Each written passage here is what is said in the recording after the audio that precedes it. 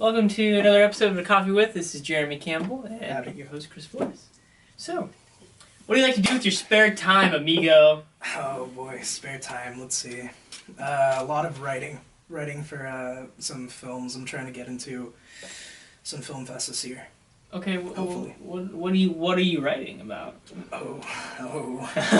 Fan fictions or? Recently, I've been playing a lot of Red Dead, so I'm thinking about doing a futuristic western, which is going to be interesting. Okay. Yeah. I'm also writing a lot about horror. So. Any hints? Can I get some juicy some hints? Trailer that you're gonna sell it to me? I'm Netflix. Tell me that. Boy. I'm even wearing red. Let's do this. Alright, so basically the premise is washed up detective ends up trying to follow a lead that he used to have a couple years ago. The case was dropped because, couldn't really do much with dead ends. But some lady comes back into his life, tells him, hey, I've got a hot tip. A hot tip for you.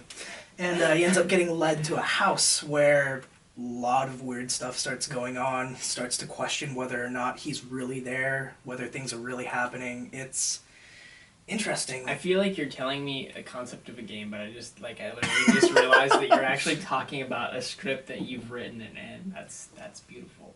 Where's the setting at then? The setting, I've been looking at a few locations. A lot of them have been around here, which is wild. Like Skagit Valley? Yeah. I can be a part of this film. Yes! I do need some help. Yes!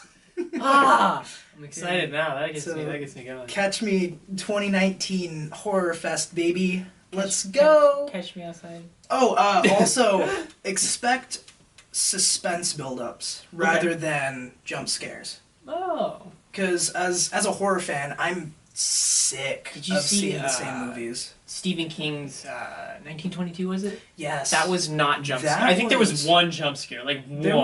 There was one or two. When he's entering the house and she's there, that was kind of like, oh, but you knew it was going to happen. Yeah.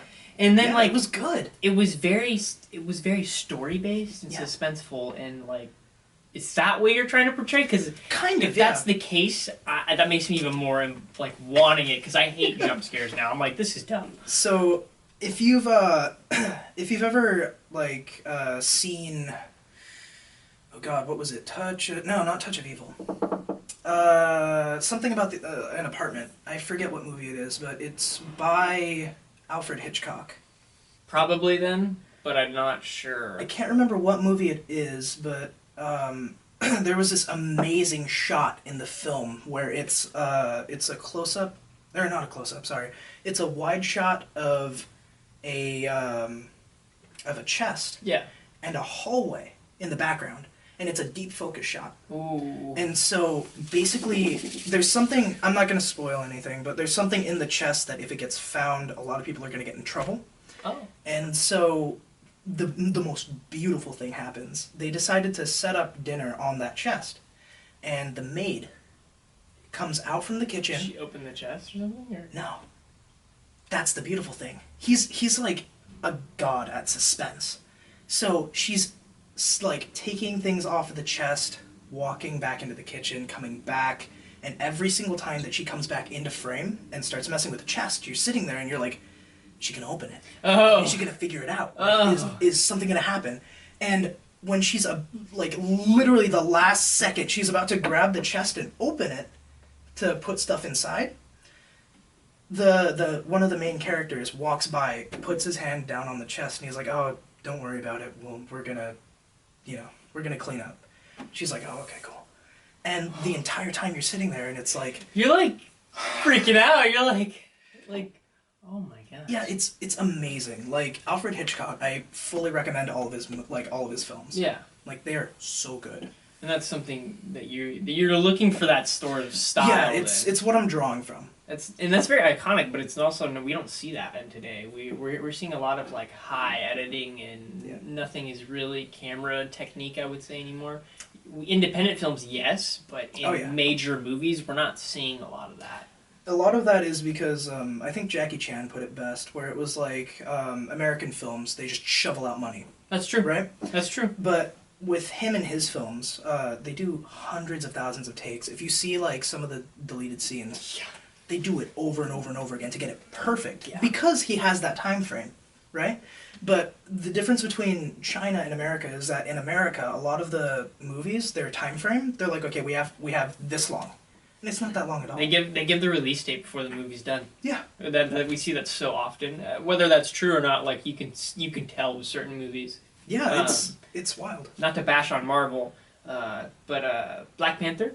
Oh yeah. Was not to me a good Marvel movie. It was not the greatest. I love the empowerment. I'm not saying like that no, African American culture. Amazing. Like I'm not against that. I loved the fact that they were empowering women and a bunch of other things. Yeah. It's the way it was shot, the way it was edited is what I'm talking about. It was terrible. Like I was like, there were different scenes where there's a scene where he's like in the snow and he's like laying back, and they like had a shot for like 2 or 3 seconds of the two characters. I don't remember who it was exactly, looking down.